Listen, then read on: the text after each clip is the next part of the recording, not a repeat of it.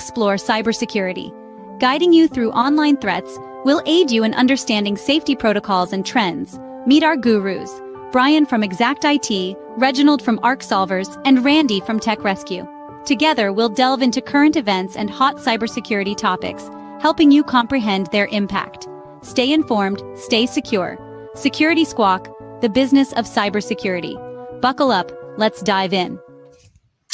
What's up, everyone? Welcome to another edition of the Security Squawk podcast. I'm your co-host, Bryan, here with Andre and Randy. How are you, gentlemen? Doing well. Nice. Pretty good. How about yourself? Doing well. Thank you for asking. Got through my usual tech struggles as I boot up my studio computer every Tuesday and muddle through, and here we are live. So we made it. You should boot it up, then go to the gym. Then it'll be I'm ready. thinking I should boot it up on Monday Yeah. and then go to the gym. Yeah. And then come in on Tuesday, and maybe it'll be right. So today, guys, we're shifting our focus a little bit.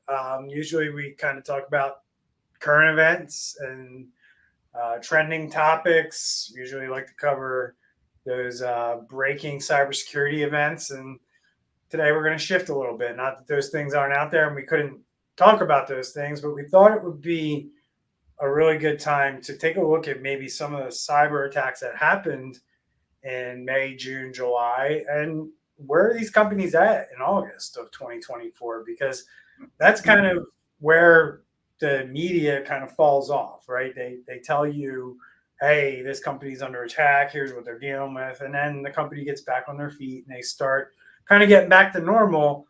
And that's really when the story of the cyber attack is told, right?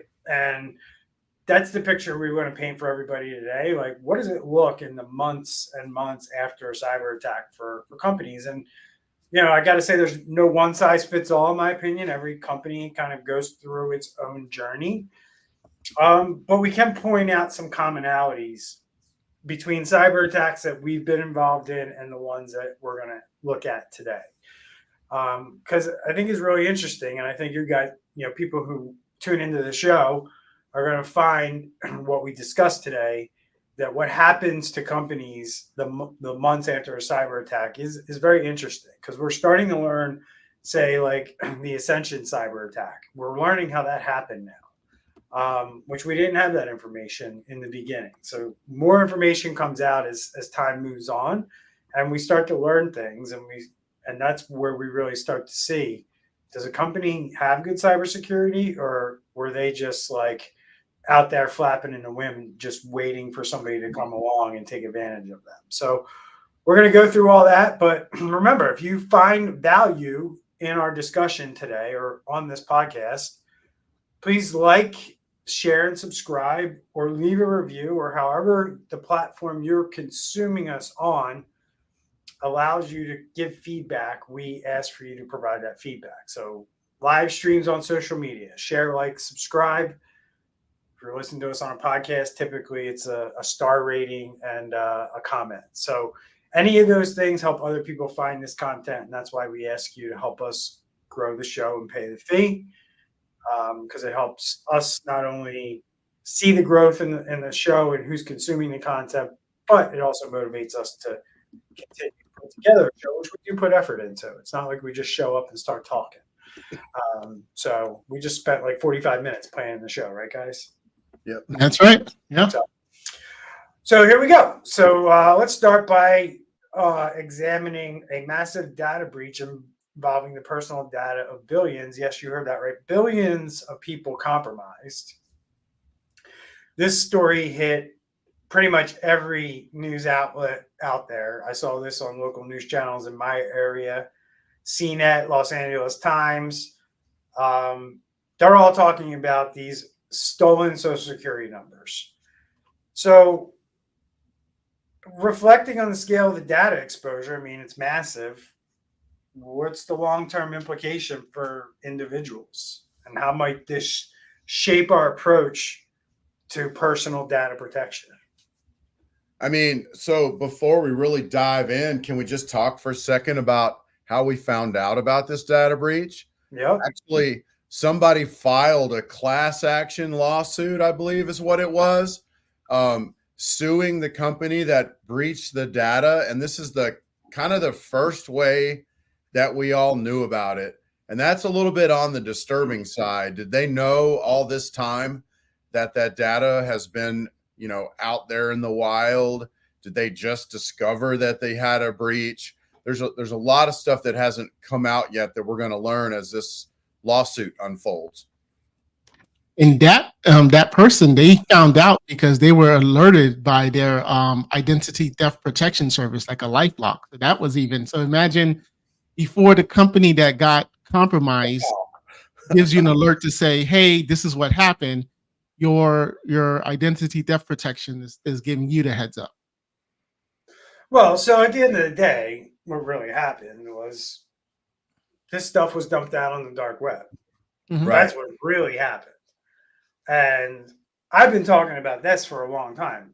You could probably go back show after show and hear me say what I'm about to say right now, pretty much on every show since the beginning of the year, at least this year. And I've been saying it since late 2023. People's personal information and all the data that's being stolen from these companies that are failing to protect this information, we haven't seen this information being used against people at a large scale as of yet. And I believe that is going to change. And this is what I'm talking about. You have cyber criminals who are taking this information and compiling it with other breaches and trying to use that information to scam people. That is literally what's going on with this data. That's what's happening. So we're there with this information. And so what I'm saying is like the hack that happens next week, the hack that happens next month, when that data gets dumped out on the dark web, when the mayor of Columbus thinks that because the data is encrypted that they've just kind of skirted, danger. No, I already talked about that last week. All this information that's getting dumped out on the dark web and is in the hands of these criminals that run wild on the dark web is going to be used against individuals in the coming future and at a massive scale. So Social Security numbers, right, have been around since probably 1940s, 1950s. When are we going to say, you know what, maybe we need to retire Social Security numbers and go to something else? I mean, we're putting two form factor on everything. Why isn't there a two form factor on Social Security where if someone, uses your social, then it needs to then come back to your phone or blockchain or something? I don't know, but it's time to start to phase out these numbers and think of a better system to identify each. I think you hit the nail on the head there. Social Security needs MFA.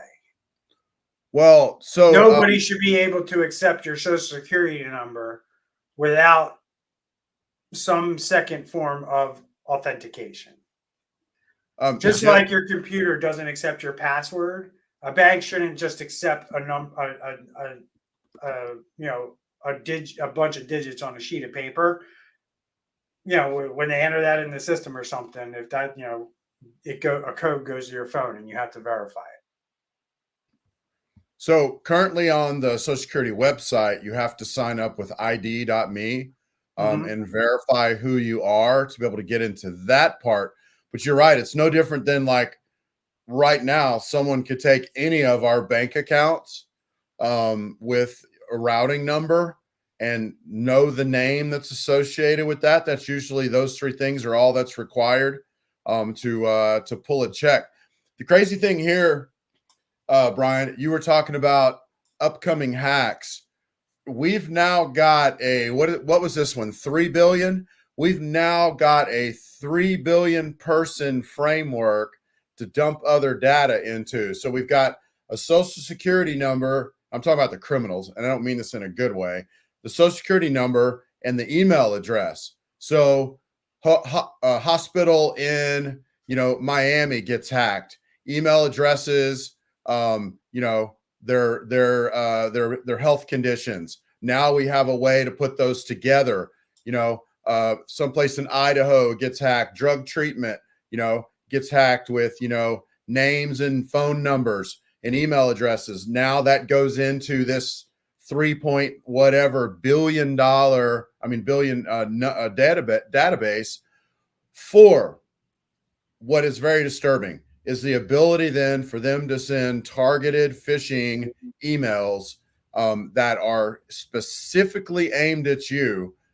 One, to get you to click. Two, they can also do that as part of their psychological operations to make you think they're in everything that you own by sending you a barrage of these emails that know everything about all this information I have. Oh gosh, yes. Yeah.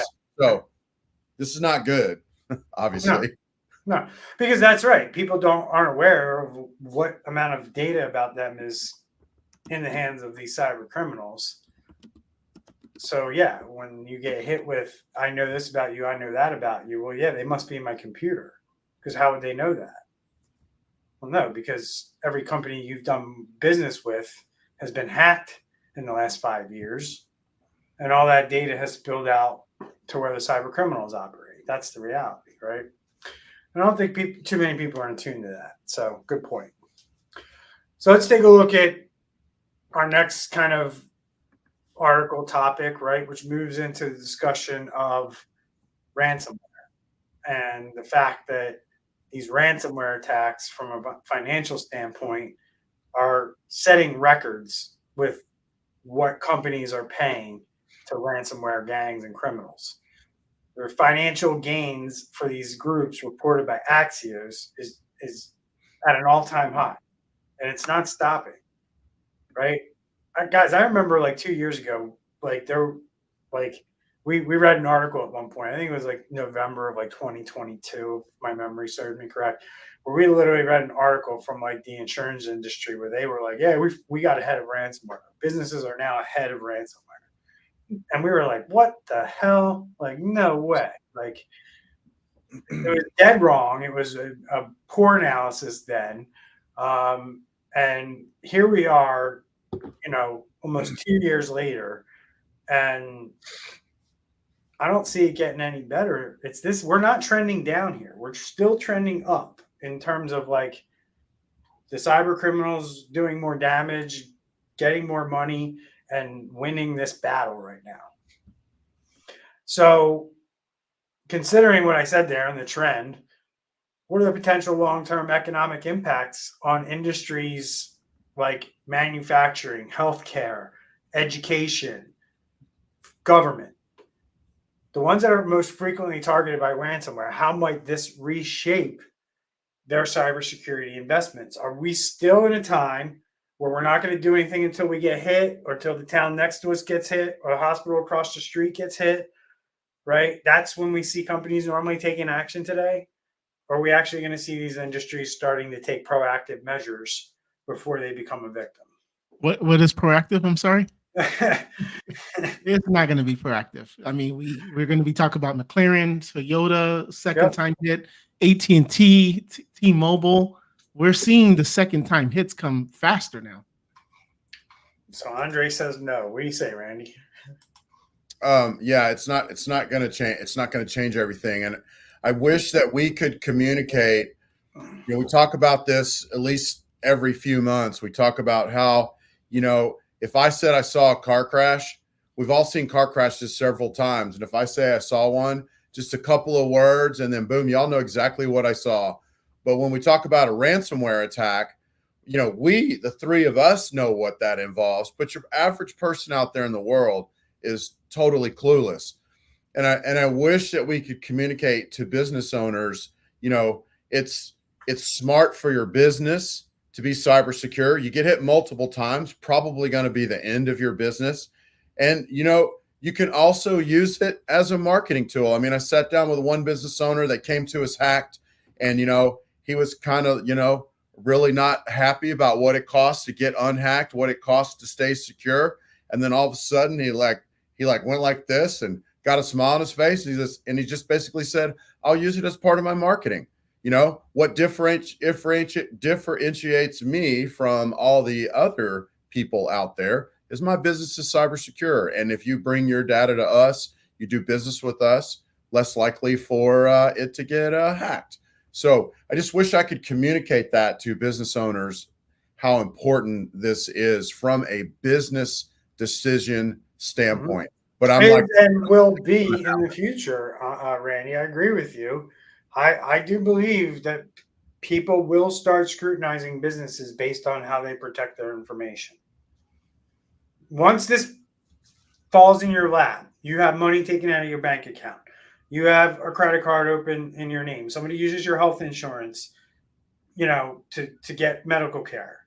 This is all things that we're seeing as a result of these cyber attacks that are happening to individuals. And when these start happening to individuals, they're going to start scrutinizing who they're doing business with. Like, what are you going to do with my data? Because the last place I worked at, the last insurance company I was with, they were hacked, and this is what I had to deal with. It took me 3 months to get my money back from my bank when a cyber criminal was able to take it out, if they were even able to get it back.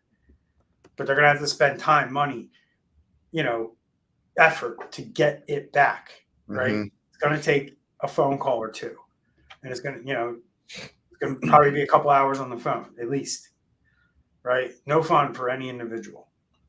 So that's kind of where things are at. And as Andre alluded to, we're going to start talking about, like, what's the impact of these cyber attacks from a tactical standpoint or from a real standpoint as we discuss this hospital cyber attack.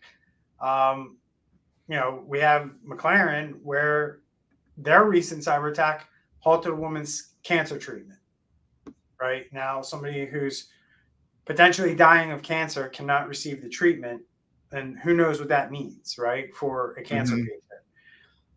It's a stark reminder that behind every data point, there's a human being being affected. And I think that's the thing I've been stressing since I've been talking about this as like a personal thing. Right. Like, there are human beings that are affected by this that companies don't seem to really give a shit about. And that pisses me off. So how do these personal stories influence our understanding of the stakes that are in cybersecurity, and what measures can or industries like healthcare take to fortify themselves against such devastating interruptions? Like, we don't want to sit here and have a show where we're just sitting here like saying, look at them over there, like they got hacked. Like, seriously, like, we also give very good advice on this show about what to do and how to protect yourself. So I'm just curious, guys, like, this is such a big problem for the healthcare industry. What advice do you give that industry? Where do they start in terms of, like, obviously they have to be investing something in cybersecurity, right? It's not like they got to do I don't want to say that they got to do the basics, because they're not, but it's not like, what do you say to these people? Because I'm like out of things to say. I think that's where I'm at. Do you have any good advice that we already haven't given on this show multiple times for this industry to where maybe things can get better? I say hire an outside consultant, and that report goes directly to the board and the CEO. Independent third party, assess your organization, and that goes directly to the board. Yeah. Give them the good, bad, and the ugly, and then from there, hopefully, they do the right thing and open up the pocketbooks. So how do you? So I guess my question is you can do that, right? But how do you make a hospital get do you make that a requirement, or like a law, like all healthcare organizations over a certain size, you need to getting federal funding? Yeah. Right. I mean, you're not wrong saying that, because you have that risk assessment done. If they have it done, glaring issues will come up. You interview the right people, you give access to the right equipment, to the third party doing the risk assessment, and glaring holes are going to come up in what you're doing most likely, unless you really got it locked down. But, so far, I've not really run into many companies that have it really locked down, even when they think they have it really locked down. I love that. Good. No, and I say we're in political season right now. You would think that would be something that, like, hey, Americans, I know that your social security, if I'm the candidate, right? I know your social security numbers out there. We're getting hacked. We're getting beat up by these cyber criminals. Vote for me. Like, you would think that would be a campaign. That would be really, nobody's doing that on either major party's platform. Yeah. That goes to tell you how seriously government and business is taking this. You literally have a problem that's impacting economies, and nobody's has an agenda to deal with it.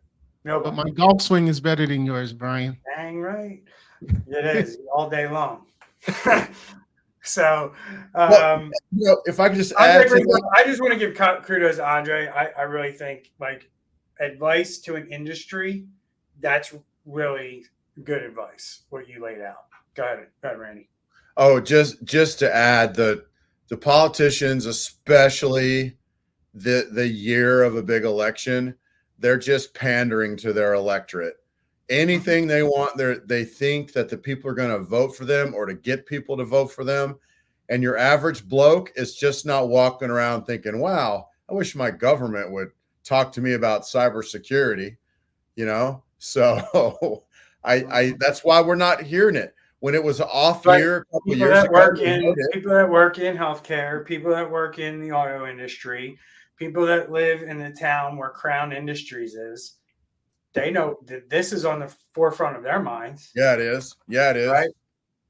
It's just, unfortunately, it's so dispersed population-wise, you're never going to get it into a concentrated area to where I think there's like a grassroots organized effort like you see with other, issues that we have in society.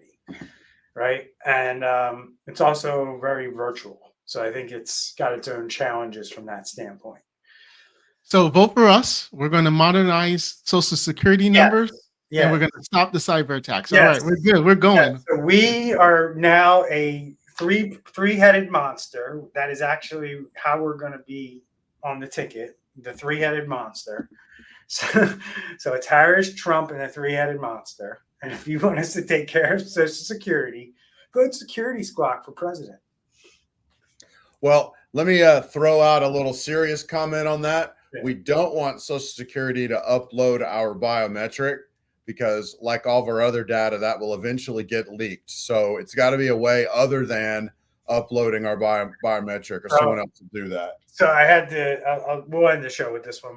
We won't go on the other two topics, but the other day I had to provide proof of my son's age for his youth sports that he plays. So I had to upload his birth certificate, because they are requiring everyone to upload their birth certificate.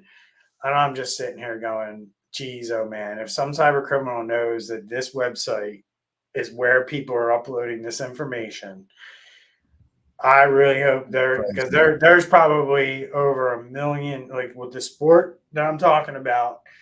And I think this site does multiple sports. And the site is ultimately owned by a very large company in the US. And all of these birth certificates, all this personal identifiable information is going right into the system by the millions this year. But why does a sports, soccer, baseball, hockey, whatever it is, why do they care about the birth certificate? Danny Almonte. What's that? Danny Almonte was a pitcher in the Little League World Series who pitched for, I want to say, the Dominican Republic or somebody like that. And I think it's 12 years old for the Little League World Series. And I think he was like 14 or 15. So ever since that happened, and that was like 20 some years ago. It's taken that long for all these sports organizations to kind of put in a system to verify when kids are born, because over the years, other parents have tried it. I mean, some parents, like there are parents out there that are fanatical about their kid making some level of pro sports. They look at it as like a retirement plan or lottery ticket. So yeah, they're gonna, I know stories of like kids that are like, 9 years old and their parents are putting them in like 5-year-old football programs saying they're 5. Got it. And in high school, that's called reclassing. Right. Yeah. So, all right. So you get everything here on the Security Squawk, right? I'm actually available for a few more minutes if you wanted to continue. I don't know. You want to talk about Wichita or CDK? Your call. What you call it? All right. So over in Wichita, Kansas, right? Is it Kansas? Wichita, Kansas, or another Wichita? There's a Wichita in Iowa too, I think. But anyway, come on, Randy. I think You're my South guy. You got to help me out on this stuff. Over in Wichita, that airport has been without Wi-Fi for months following a cyber attack. The prolonged disruption highlights the challenges of recovery and resilience in public infrastructure. So, what does this mean? Like, Wi-Fi airport? Is it a regional airport? This isn't like a major airport. Any idea, Randy? You ever been to Wichita? Well, it's the Dwight D. Eisenhower National Airport, so it's not international, but it's big enough. You could probably fly there on all your major airlines. Pretty important name attached to it too, in my opinion. So anyway, yeah, Wi-Fi for months. I mean, you can't get the Wi-Fi up. I mean, I'm pretty sure I could probably drive there today and get the Wi-Fi back up. Yeah, that's weird that it's been for months. Yeah.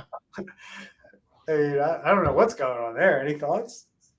It must have hit their access points, like a firmware where it bricked the access points, which basically means it makes the access points no longer available.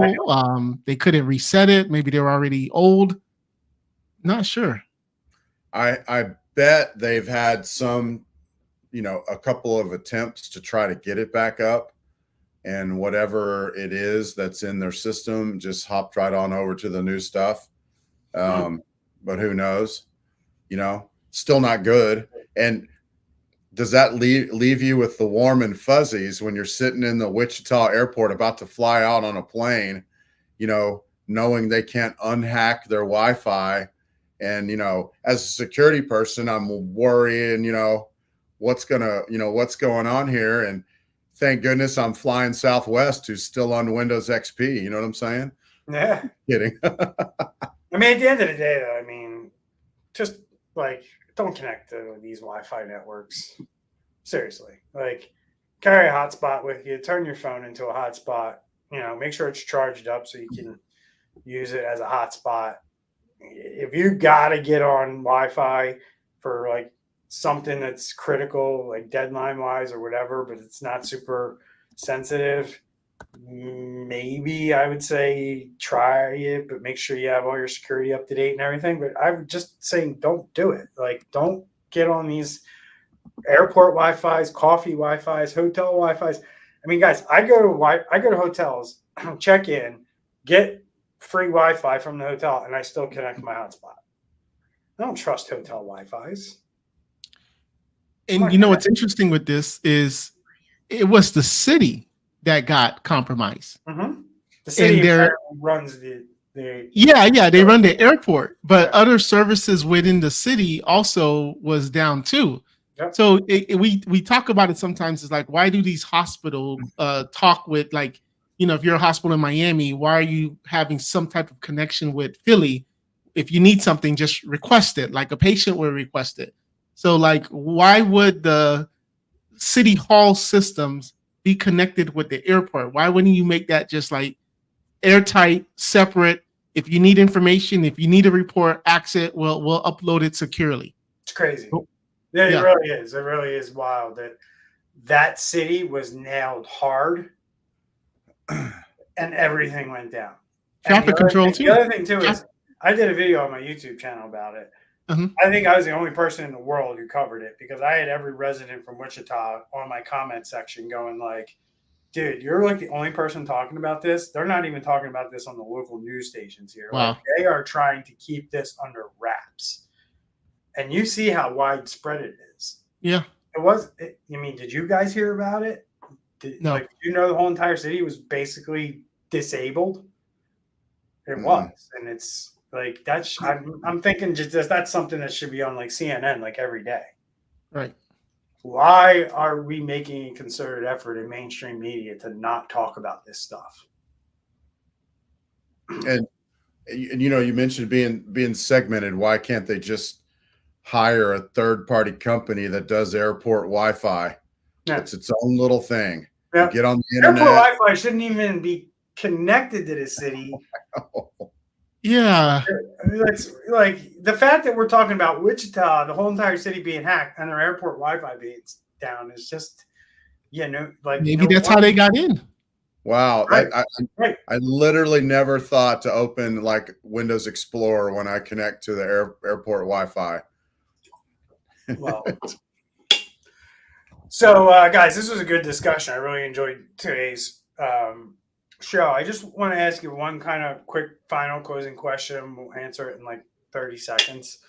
Where do you guys think we're at with cybersecurity? Last week, we all were part of a big event, hacking conference. And a couple times in that event, I heard that, this is just the beginning. We're going into our 4th year on our podcast. I've been selling cybersecurity services for almost a decade now. To me, it's odd to hear people say that we're just at the beginning of companies and people getting on board with cybersecurity. Do you think that that's where this is at, or do you think this is going to continue to be what it's been for the last 10 years? Companies ignoring it, companies acting like it's not really a problem, media acting like it's not really a problem, government acting like it's not really a problem, as we identified today? Or do you think we are at the beginning stages of this becoming something that companies take seriously? I personally do think we're at the beginning from a standpoint of we're fairly connected, compared to, say 1995, but the potential for connectivity, there's so much more that could be done. There's so much more that could be out there.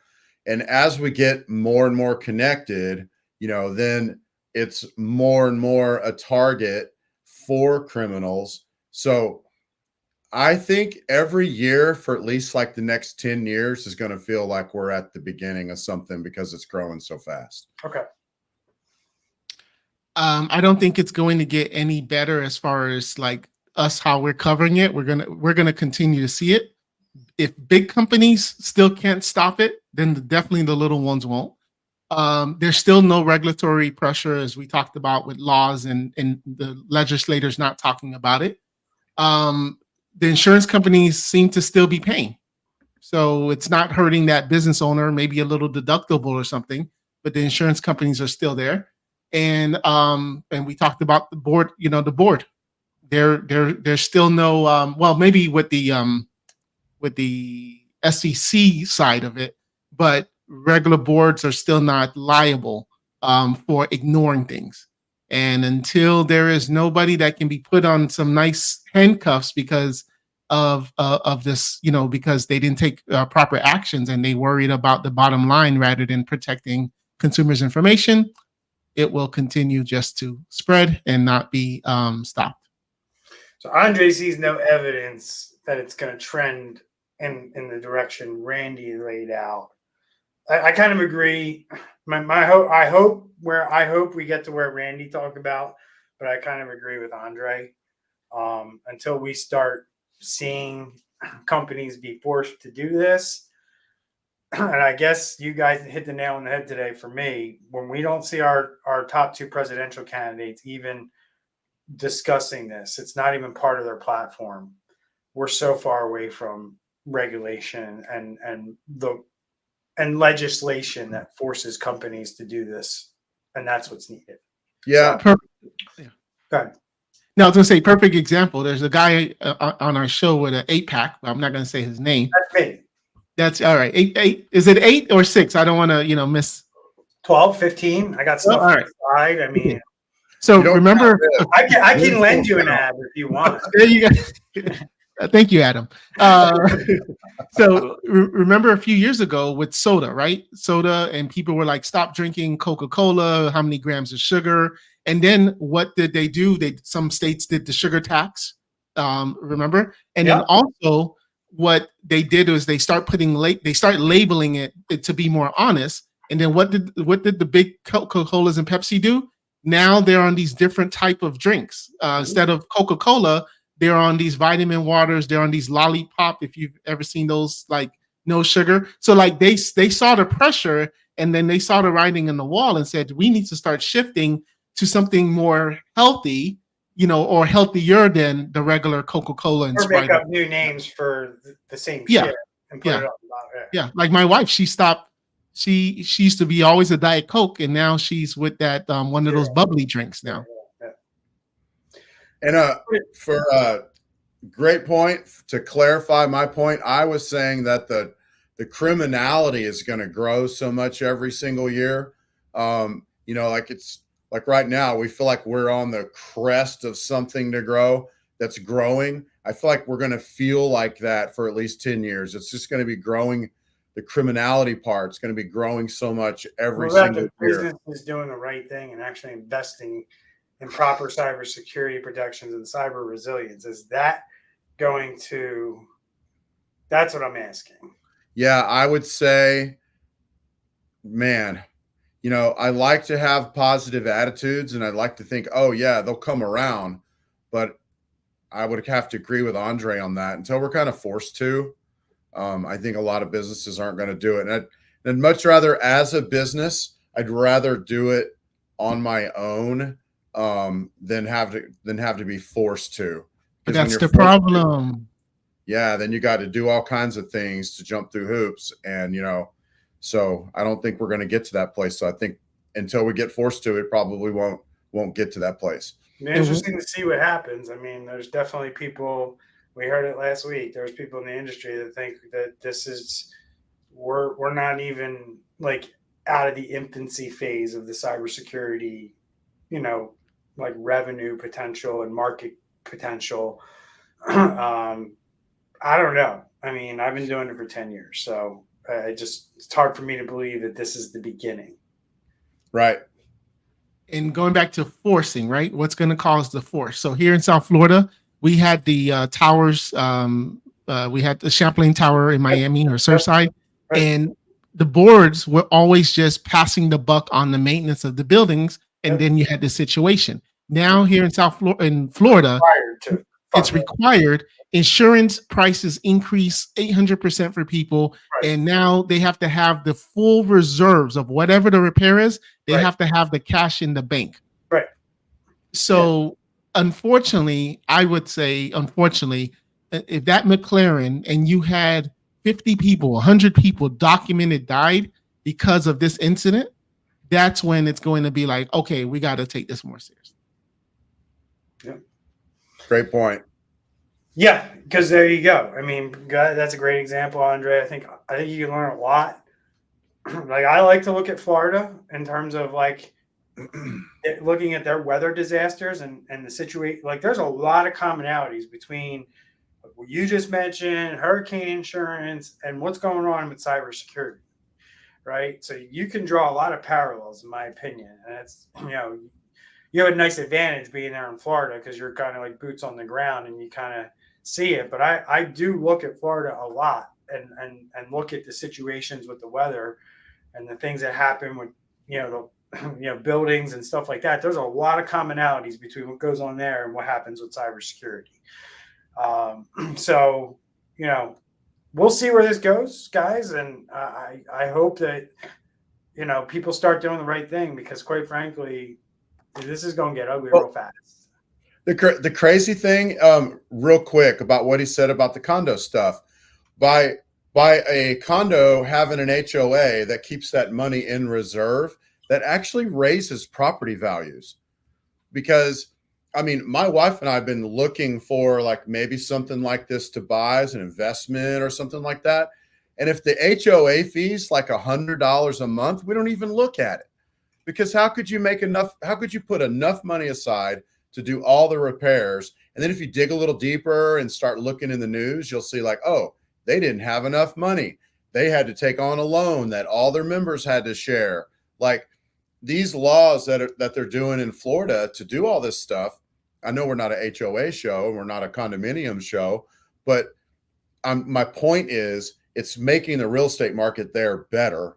And something similar could happen in cybersecurity if we could see businesses start to see this as an asset, as a way to make them more profitable, more resilient, and things like that. It's a great point. It's another great point. That's because markets don't like uncertainty. Markets like stability. And if cyber criminals are disrupting industries and disrupting markets, which they are, we see it in CDK. We see it in, there's an example with the automotive industry. They successfully did that. They disrupted that industry. They impacted sales. They impacted employment. And when you start to do that at a larger scale, and that will happen, like this, again, every time we see a cyber attack, oh, it's the biggest cyber attack ever. Well, guess what? The biggest cyber attack is going to happen in 6 months. I guarantee it. It hasn't happened yet. They will continue to be we will continue to see stories. The biggest cyber attack, the biggest cyber attack. It's going to continue to be that same story, right? Because they're just going to get bigger. They're just going to have more impact. And that's the name of the game. And when it does, that's when it's going to get the attention of the right people, and right. Action will be taken. So good show, guys. Thank you so much for your input. Really good talk, really good insight. Hopefully people watch this and consume this content. I think there's a lot of good, insightful information here. So remember, share the show, because other people find the show when you share it. So we appreciate the support, and we'll see everyone next week. Take care. Yep.